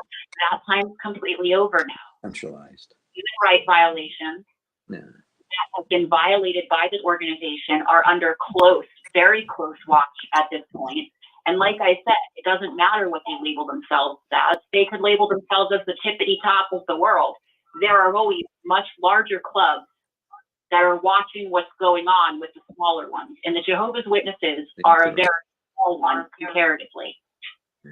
I'm sorry, I have to interrupt to make a correction of what I said earlier about a movie. It's actually called 1946, not 1948. It's called 1946 in its translation. It's shifted culture, and that's about the word homosexuality. So there's that. Thank you for letting me just say that, and I'll be quiet now. Thank you, Pastor Babe. I can't help but feel that the organization reflects the men who originally founded it. And I think that's carried through right from the very beginning. The character of those men were questionable right from the beginning, but from Russell to Rutherford and whoever else. And it was an undercurrent that just has flooded through the whole organization. And it's so obvious right now. And it's systemic. You know, it's drawn other men with like principles and like morals and like character. And now it's so important that every one of us do our part to make it known. Yeah, because we all have a voice. And if we tell one person, that person tells another person, that will speed up the whole process. What Selena's doing, what Lisa's doing, what Dan and Angela are doing, what Jimmy's doing, what we're trying to do, what the exes, what others are doing. The more we get this word out, the better it'll be. The faster this whole thing, it'll snowball. Yeah. You know, there's a saying that says that the failure of a society is when good men say nothing about what's bad. Yeah. And it's just important we exercise our voices. Yeah, the sooner we accept it, like Dan was having a hard time accepting that it was so corrupt. But as soon as we accept that, then we can speak out against it. Yeah. Yeah.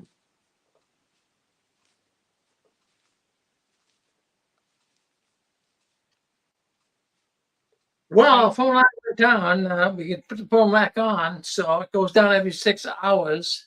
So we can put the phone back on. So hang in with us. Okay.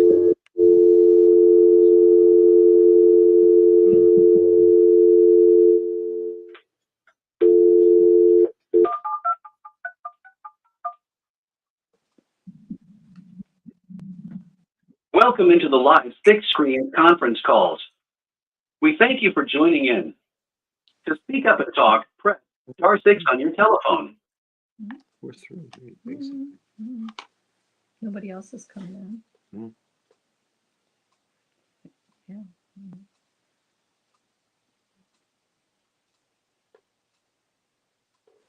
Is anyone there? Did we lose Selena? Hello, hello.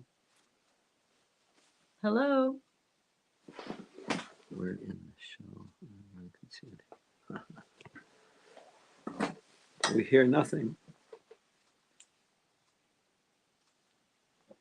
I have a believer in the house who's a potential suicide type. So I can't say too much, but let's just wait. From Pennsylvania. Originally, Roger Bentley is not from Oakley, California. Oh, I'm sorry. I thought you said Pennsylvania. He's from California. Yes, he's from my same hometown. Most of my childhood was spent inside of his rooms of his home. So yeah. Okay. He's from Oakley, California. I know that area. We come from that area. That's what I'm saying. And the thing about him is he made a strong move on the Candace Conti testimony that he provided, and that was probably desperation. But he seemed like he was a hero. Well, the place that guilty parties will go in the Jehovah's Witnesses is into the EX-JW community to say, I didn't mean to do this my whole life. Now I want to fight against it. And unfortunately, there are certain things that you do in someone's life that is so devastating that you no longer get that path. You don't get a rebirth. You don't find Jesus. You don't become an advocate. You have to just sit the fuck down and keep your mouth shut and take your punches where they are due. And that is where Roger Bentley is at this moment. Yeah, it's wild psychology to understand how this all works. And I want to ask you one more question. You mentioned a name on one of your videos that I might know, and it was Piccone. Was that a younger ministerial servant? Yes. I know. Was he a younger ministerial servant? I don't know that he was a ministerial servant, but I was younger, yeah. He was younger. Will he mean anything? I know. Okay. All right. We definitely know some Piccones that were there. But anyway, nice to talk to you and I know I don't have to tell you to forge on. but I appreciate it. No, I'm unfortunately, like I said, I'm going to be here through this because the corruption levels have been disgusting and they have been devastating to families and they have been devastating to people. And, you know, I go back to what that guy that called in said about the state police, making sure that we eliminate that fear and we do not discourage people from going to the state police or calling Michelle Henry's office or calling your own state's attorney general's office. That's where we want to be at this point, on the right side of what's happening, because anything else is further preventing it from going where it needs to go. And it unfortunately it does mean that a lot of people are in uncomfortable positions. It means a lot of people aren't going to sleep good. But I haven't slept good in about 38 years, and I'm making sure that the next 38 look a lot better for me. Okay? Right. Good for Yeah, you. for the victims sleeping better, I don't care about the person. And one more thing about the lady earlier from the New York area, she goes back a long time. So do I. She did say that she saw a lot of what you call local, she thought were localized issues along the, you know, sex violator stuff. And the funniest thing is, what do you know? So did I along the way, missing the red flags until maybe the last 8 years. Now, the reason I say that is because we're in a whole different age now, the internet. She was addressing things that preceded the internet. How can she know how widespread? So your point, we knew a lot of things that should have slapped us around more, but we just thought they were localized too.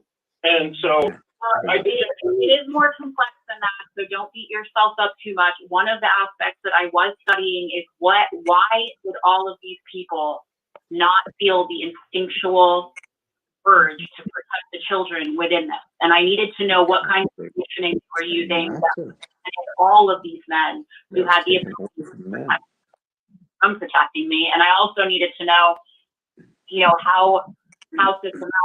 And the bottom line is the way that everyone is trained from the top down, grooms and conditions like children who do not protect their families. And it puts them in a false sense of headship as well, so that the women are made to be submissive. Their arms are cut off from protecting their own children within it. And I do talk to a lot of people that say, you know, I don't know why I didn't report this. I don't know why I let this go, or this happened to my child. I don't know why. And I feel very much for them because what was done was manipulation. It was control. I don't want to get into the Sarah Kellen or the Epstein thing tonight, but you know, she's going to have a lot to say on it because she was raised, groomed, and conditioned, as I was, to facilitate the harm of children. And her life took that same turn. It really went awry, and she is starting to look at it. She's addressing the fact that she was a born and raised Jehovah's Witness, but there is something to be said for the fact that it is abnormal for a 16-year-old girl to become a madam on an island and foreign little girls. It's abnormal psychologically, and because of that, because of the abnormal psychological long-term effects of being a Jehovah's Witness, my study during my doctorate involved a lot of looking into how was that done so that we can accurately look at it and we can deconstruct it and make sure that it never happens again. Yeah, you're onto it so well because it is, and you expressed it so well because that's the problem. People can't wrap their minds around this stuff. It's just, it immediately throws their walls up. But one last name, just yes or no, because you know this identity thing is an issue with me. Does the name Tamaya ring a bell? Yeah, they're all from Contra Costa County. I grew up there, so everybody is familiar to me. Yeah, I figured you had to know that. We know, I could talk a long time about all the people we know in common. We were there for 14 years. So anyway, nice to talk to you again. I'll get out of the way. Anybody else got questions? Or hey, hello, Joe. Thanks, Tim. Tim. Thank you. The thing that I noticed too in that organization is that they groom they groom children, but they also groom the males, the men, and they groom them as beta males.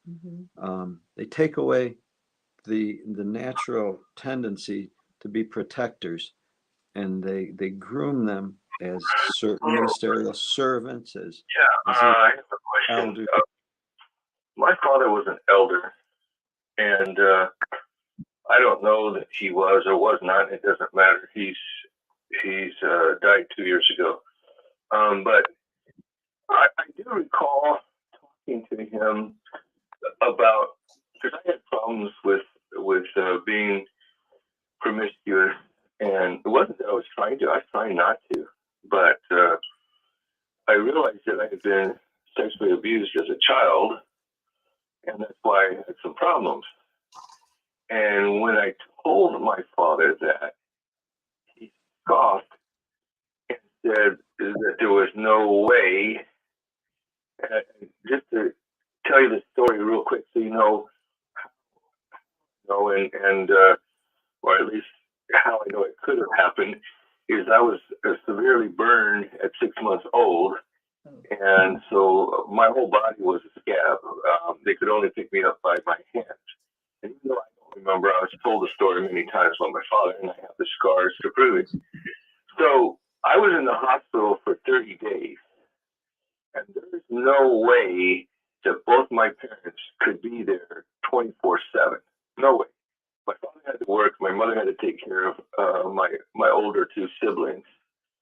So there had to be hours at a time, especially during the day and even at night, because when my parents would have to sleep.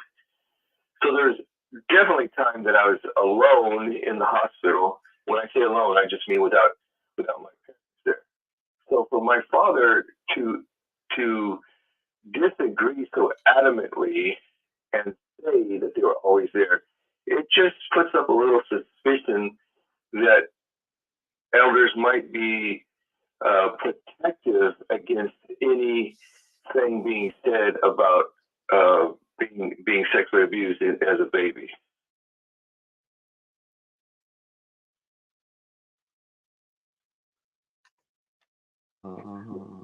Hello? Yes. No, Yes, I'm yes. just, are you saying it makes you suspicious that elders are? Are you saying it makes you suspicious that elders are what? What? Well, maybe you have your internet on, so you might have to turn that off because you're on the phone. And then I'm sorry about that. I got feedback coming from the TV. Yeah. You're suspicious that elders are what? They're not necessarily elders as a whole, but maybe it's true as a whole. But my father was my father was so defensive. There was no reason, because I wasn't accusing the congregation of abusing me. I was suggesting that it was a nurse at the hospital that fondled me to keep me from crying as a baby being burned, severely burned most of my body, and they can't give babies painkillers. So that's what they were trying to do, is to soothe me. And yet my father was so adamant. How old are you? How old was I? Yeah, I know. What year was this taking place? And I'm asking because in a lot of medical institutions, they manipulated the genitals of children inside of hospitals and inside of doctors' offices as a form of soothing, and it wasn't considered sexual assault or sexual abuse. Right. And this was 64 years ago. Okay, so that does make sense. It is still disgusting. It still is sexual abuse, and if no one's ever validated that for you, it is still really inappropriate. But as standard protocol, nurses would often manipulate the genitals of children as a way to soothe them when they were unsoothable. And Right, and I do understand that, and I don't make a big deal about that aspect. But when dealing with the Watchtower World, the organization, you have to defend yourself as far as, because I was promiscuous, I was they call it self-abuse.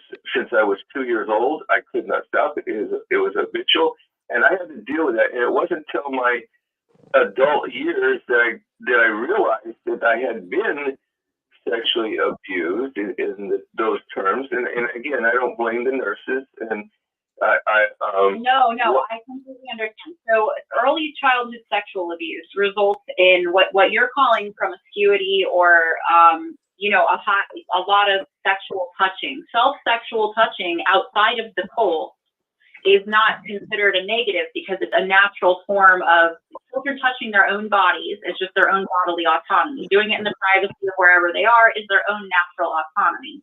Yes, when it becomes an issue,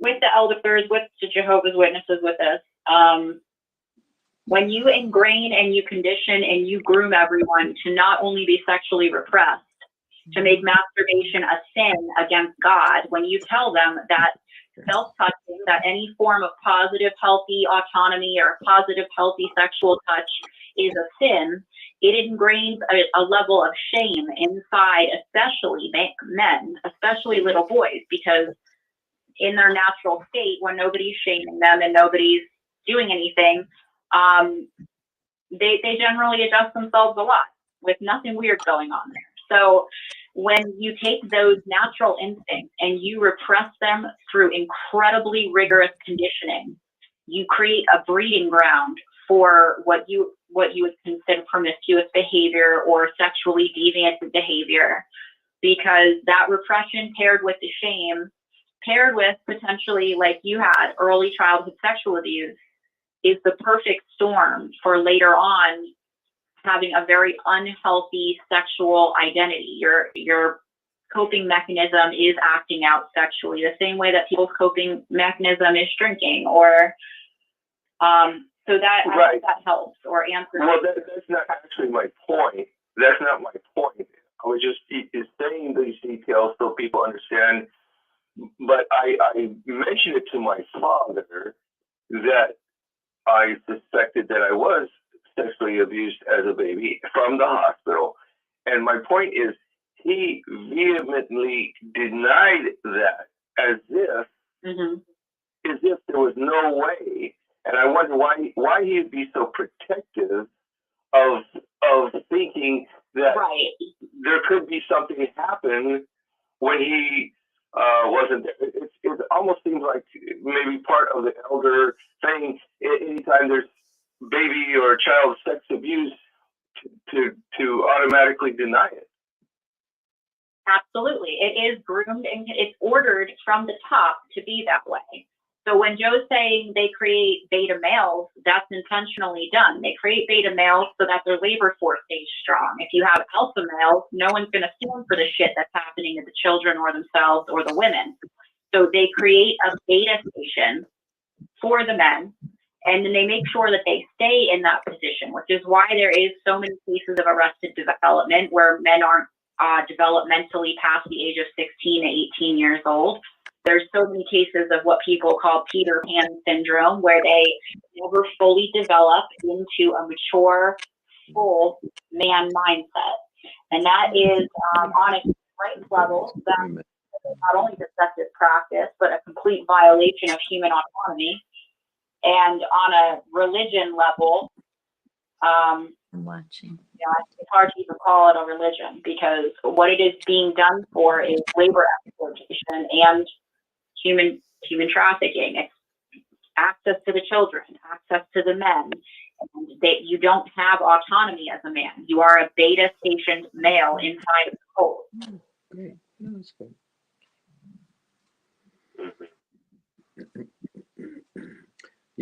Selena, thank you so much for lending so much perspective on this. Thank you so much for having me.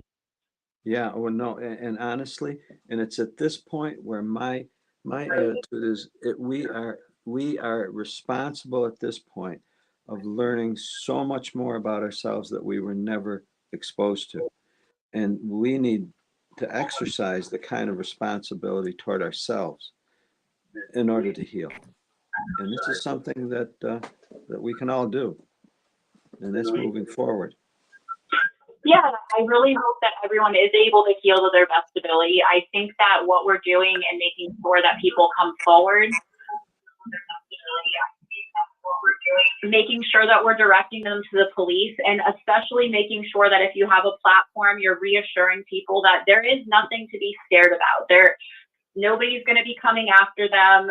They may get a bunch of phone calls, but there's plenty of avenues to use to help them through that.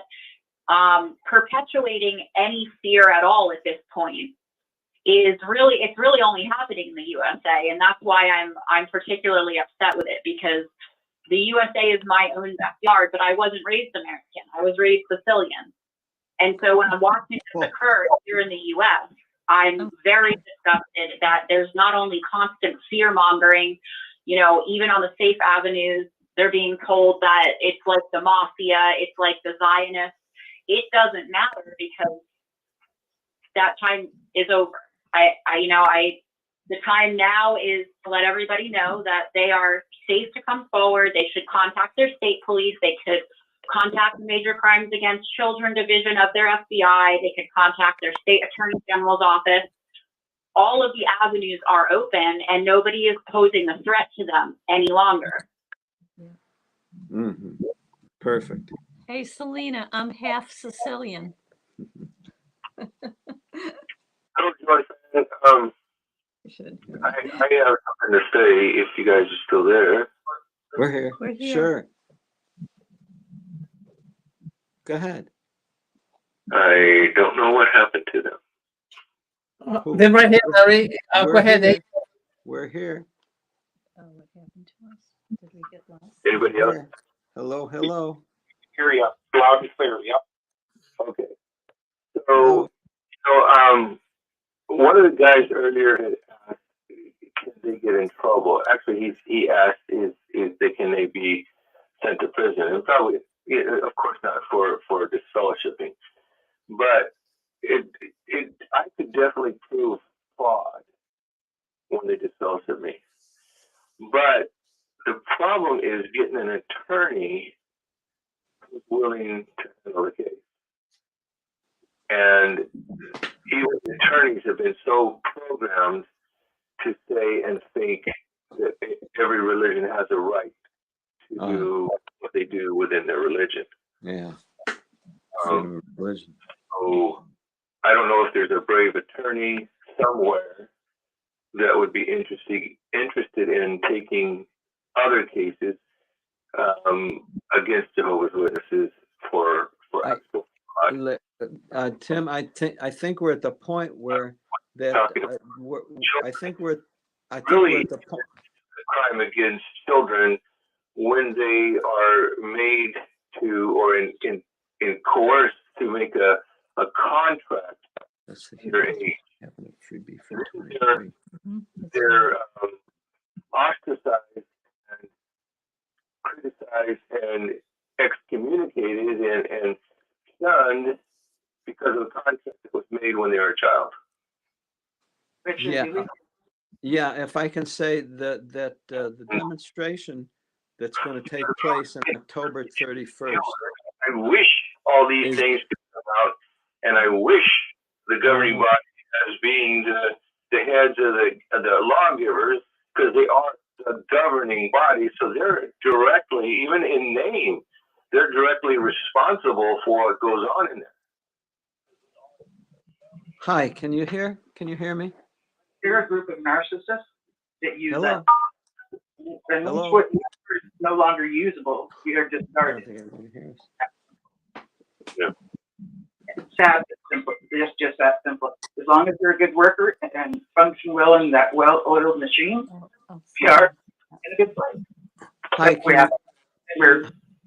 we're tying up the chain that has run so smoothly, and then they have to get rid of a spouse that's doubting and make sure that they break up, because they can't allow this believer to be, in union with an unbeliever. So you know how that all goes.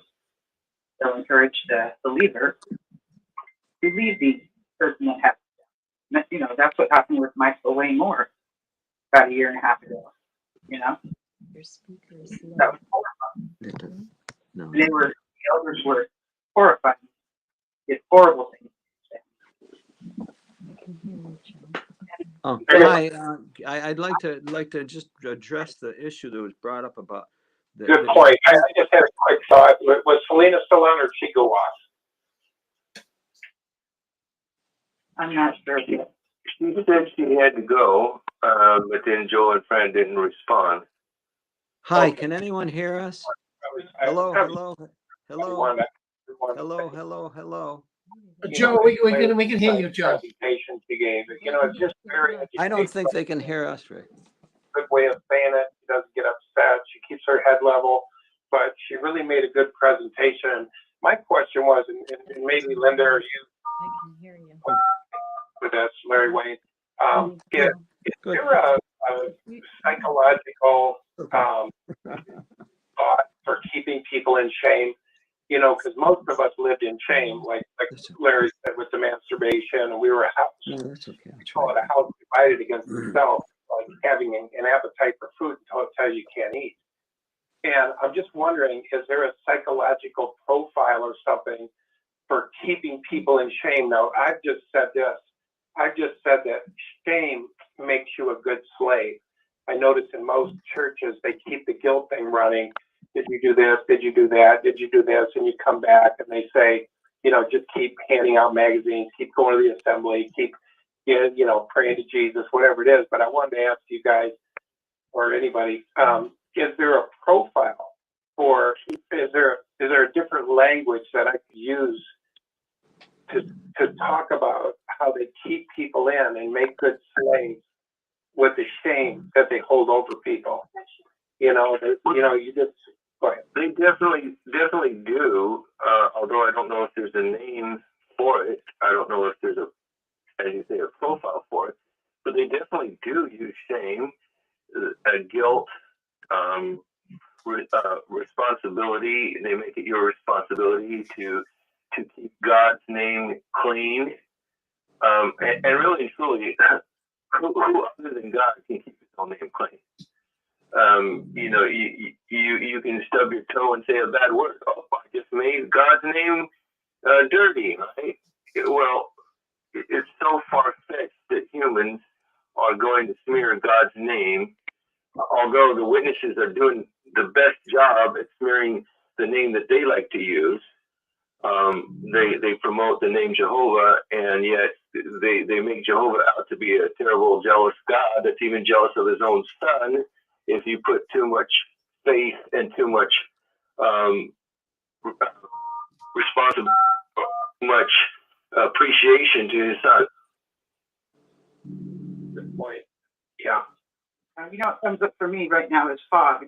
Fear, obligation, and guilt. Fear, you're usually directed when you're in fear. And the sense of obligation, keeping Jehovah's name clean rather than dragging it through the mud. Then the guilt. Which guilt? My opinion is guilt is a bit different than shame. Guilt promotes action to change, and shame is something you kind of just get stuck in. And basically, my view of it is it's not going to work. Unless you chew it, it's not going to work. Unless you swallow it, as far as shame, it's not going to work. So once you find yourself chewing on shame, Unmuted. and just spit it out. Yeah. That's a good point. The only reason I mentioned it is along with myself, I knew many other brothers that suffered with that. And one brother, I remember, just told me, I says, how are you doing, with your, sexuality? That's, he was just young, he was about 18. And he says, I'm going to 3 assemblies. And he went to 3 different assemblies because they told him to busy himself in Jehovah's work. And anyway, while it was going on, I said, how's everything going? He goes, it ain't going good, man. I'm failing Jehovah. And like I said earlier, the only scriptures that the Watchtower uses is if your eye's making you stumble, pull them out. And we've heard on this show that there's actually people that have tried to pull their eyes out. I think Daniel mentioned it, that somebody was in a bathroom trying to literally pull his eyes out because we were all taking the Bible that serious.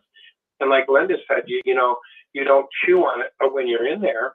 you kind of believe that to be true. Or the one that I used was pummel your body and lead it as a slave. And it meant literally beating yourself. So one day after I did that, masturbated, I started throwing the furniture around and I literally recorded myself.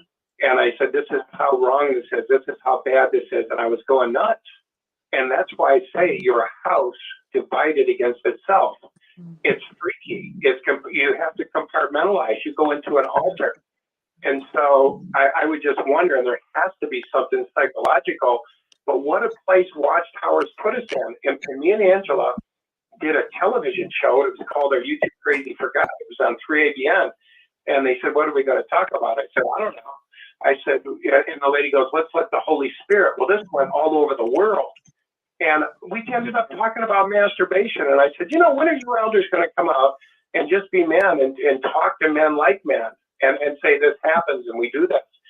And they turned off the cameras over and over again. They said, we cannot talk about this. And then they said, well, what finally helped you, Brother Clark? And I said, well, a monk in a monastery. Turned off the cameras. They run out. You can't say a monk in a monastery. Then I told them a woman helped me, and they said, oh my God, men don't go to women with us. I said, yeah, but the men are cowards. The men you can't talk. The men are bullshitters. The men lie. They can't say they've done it. I had 3 men looking down their glasses at me saying, brother, you're entertaining wrong thoughts.